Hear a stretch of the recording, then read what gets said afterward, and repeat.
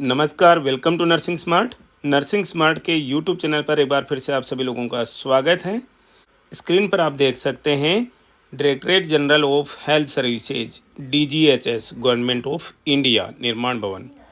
यहाँ से कुछ पोस्ट हैं ग्रुप बी और ग्रुप सी में, जिसमें नर्सिंग ऑफिसर और नर्सिंग ट्यूटर्स की भी कुछ पोस्ट हैं जो कि आज के इस वीडियो में हम डिस्कस करने वाले हैं। तो चलिए शुरू करते हैं।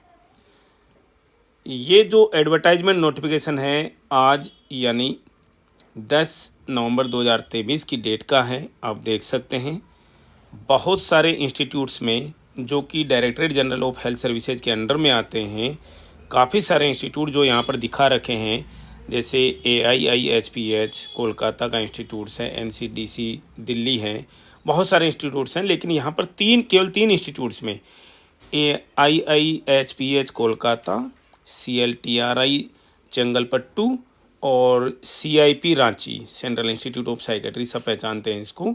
इन तीन इंस्टीट्यूट्स में नर्सिंग कैडर की कुछ पोस्ट्स हैं जो कि यहाँ पर हम डिस्कस करने वाले हैं। तो चलिए शुरू करते हैं।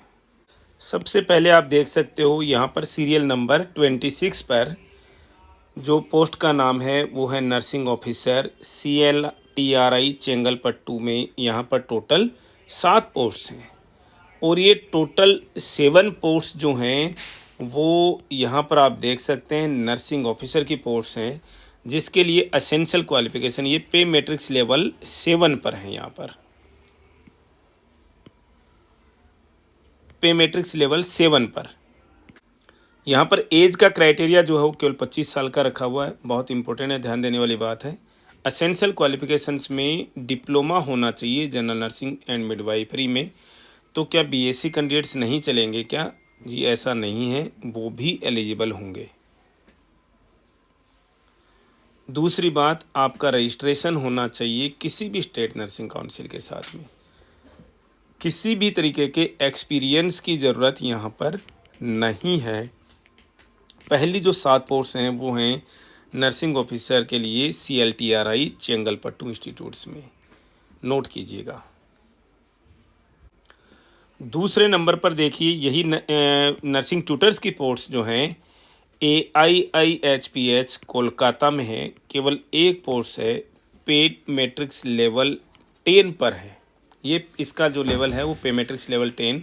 यहाँ पर जिस पोस्ट पर जिस लेवल पर मेडिकल ऑफिसर की रिक्रूटमेंट होती है, सेम वही बेसिक है। बेसिक इसके लगभग 54,900 रुपये के करीब इसकी स्टार्ट बेसिक रहेगी। तो यहाँ पर ये जो सबसे दूसरी नंबर के जो पोस्ट हैं वो ये हैं। लेकिन इसका जो एजुकेशनल क्वालिफिकेशन और एक्सपीरियंस जो है वो आप नोट कीजिएगा। BSc नर्सिंग के साथ में 3 साल का एक्सपीरियंस, किस में? पब्लिक हेल्थ में और टीचिंग में, ठीक है, किसी भी वार्ड एंड क्लिनिक में। एज क्राइटेरिया 30 साल से ज़्यादा की एज नहीं होनी चाहिए। एक पोस्ट जो है वो जनरल की पोस्ट है, तो हर कोई अप्लाई कर सकता है। तीसरे नंबर पर यहाँ पर अगेन नर्सिंग ऑफिसर की पोस्ट हैं। ये सेंट्रल इंस्टीट्यूट है साइकेट्री का रांची में। टोटल नंबर ऑफ पोस्ट 16 हैं, जिसमें ये ब्रेकअप है पोस्ट का, ठीक है। तो यहाँ पर हम क्वालिफिकेशन अगर देखते हैं, BSc नर्सिंग होना चाहिए किसी भी रिकॉग्नाइज्ड इंस्टीट्यूट से, और RN/RM का रजिस्ट्रेशन होना चाहिए किसी भी स्टेट नर्सिंग काउंसिल में।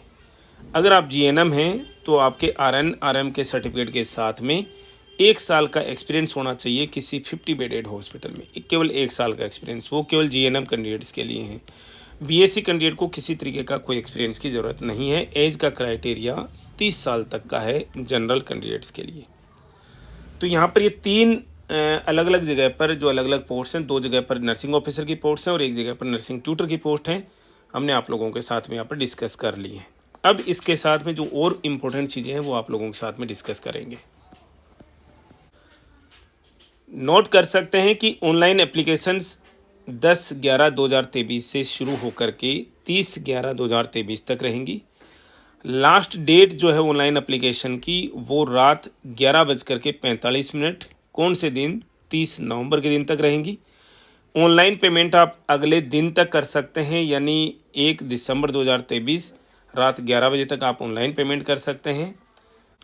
एडमिट कार्ड्स जो हैं वो ठीक 7 दिन के बाद में, यानी फर्स्ट वीक ऑफ दिसंबर में ही डाउनलोड हो जाएंगे।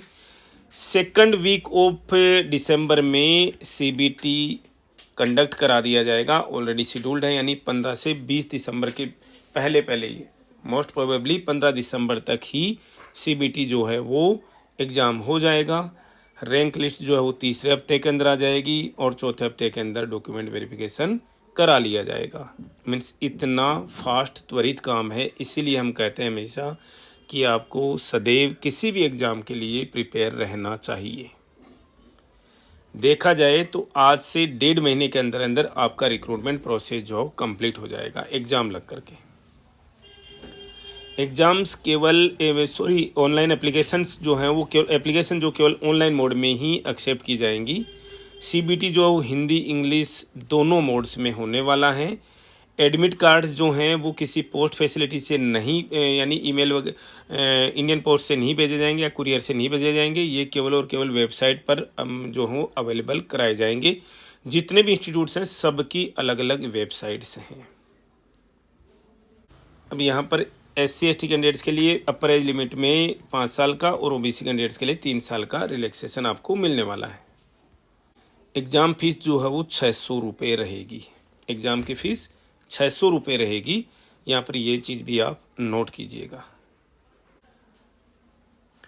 एग्ज़ाम के जो सेंटर्स हैं वो दिल्ली NCR में, चेन्नई में, बेंगलोर में, मुंबई में, लखनऊ में, रांची, चंडीगढ़, गुवाहाटी और कोलकाता, यहाँ पर आपके एग्ज़ाम्स के सेंटर रहने वाले हैं।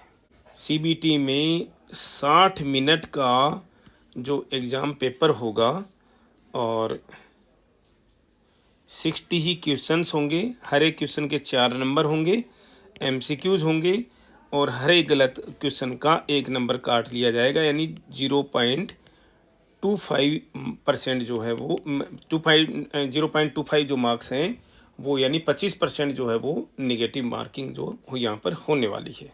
यहाँ पर तो 4 नंबर का क्वेश्चन है तो 0.25 का क्वेश्चन ही नहीं उठता, 1 नंबर काट दिया जाएगा 25%। आंसर की जो है वो वेबसाइट पर अपलोड कर दी जाएगी और किसी को भी कोई ऑब्जेक्शन होगा तो अपनी रिप्रेजेंटेशन दे सकता है 100 रुपये पर क्वेश्चन के साथ में, बाद में रिफंडेबल भी है। रजिस्ट्रेशन की 4 स्टेप होंगी जो कि आप किसी भी वेबसाइट पर जाकर के आप कर सकते हैं, देख लीजिएगा। कोई दिक्कत आए तो हमारे साथ में आप संपर्क कर सकते हैं।